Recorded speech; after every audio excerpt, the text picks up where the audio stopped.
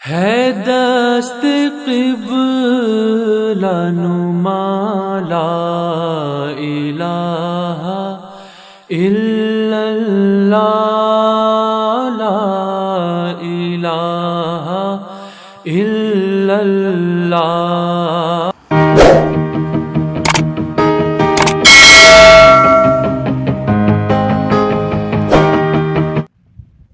اعوذ باللہ من الشیطان الرجیم، بسم اللہ الرحمن الرحیم۔ ناظرین کرام، السلام علیکم ورحمۃ اللہ وبرکاتہ۔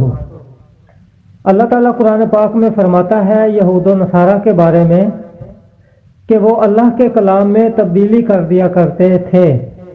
اسی طرح نبی پاک صلی اللہ علیہ وآلہ وسلم نے فرمایا کہ میری امت میں بھی ایسے لوگ ہوں گے جو یہود اور نصارہ کے نقش قدم پر ہوں گے، اور یہود اور نصارہ میں 72 فرقے ہوئے تھے اور میری امت میں 73 فرقے ہوں گے۔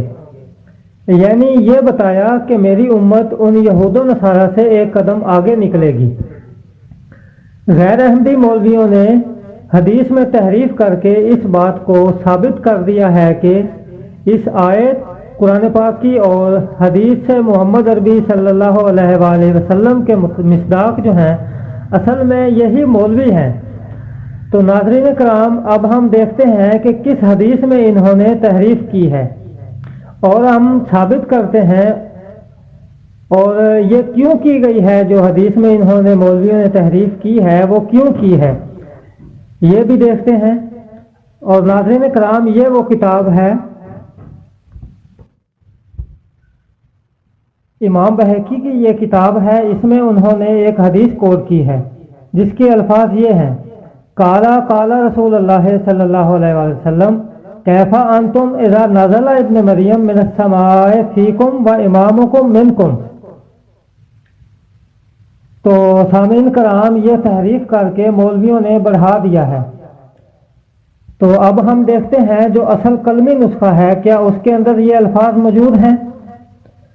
ناظرین، یہ دیکھیں اس نسخہ میں جو کہ اصلی اور کلمی نسخہ ہے، اس میں یہ آسمان کے لفظ جو ہیں، مطلب کہ من السماء کے الفاظ جو ہیں وہ نہیں ہیں۔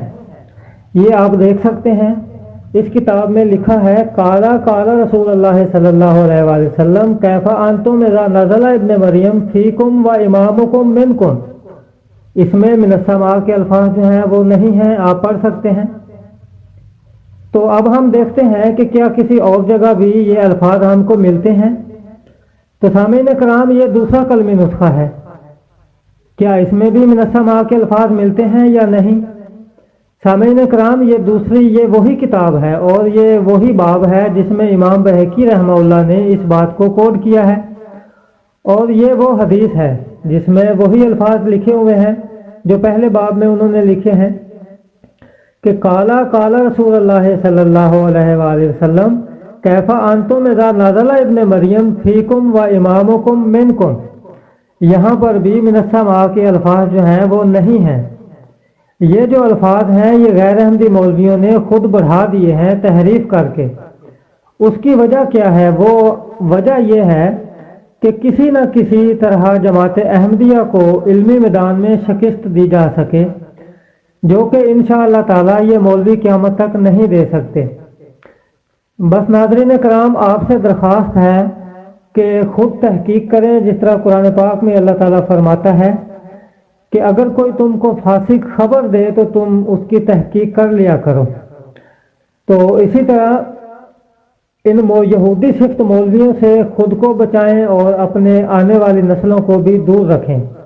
جیسا کہ دوائی کے اوپر لکھا ہوتا ہے کہ بچوں کی پہنچ سے دور رکھیں، تو خدا کے لیے اپنے بچوں کو آپ مولویوں کی پہنچ سے دور رکھیں، ورنہ یہ خود بھی گمراہ ہیں اور آپ کو بھی اور آپ کی آنے والی نسلوں کو بھی گمراہ کریں گے۔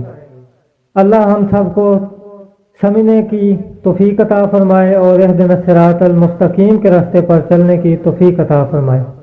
آمین ثم آمین۔ اللہ تعالیٰ آپ کا حامی و ناصر ہو۔ السلام علیکم ورحمۃ اللہ وبرکاتہ۔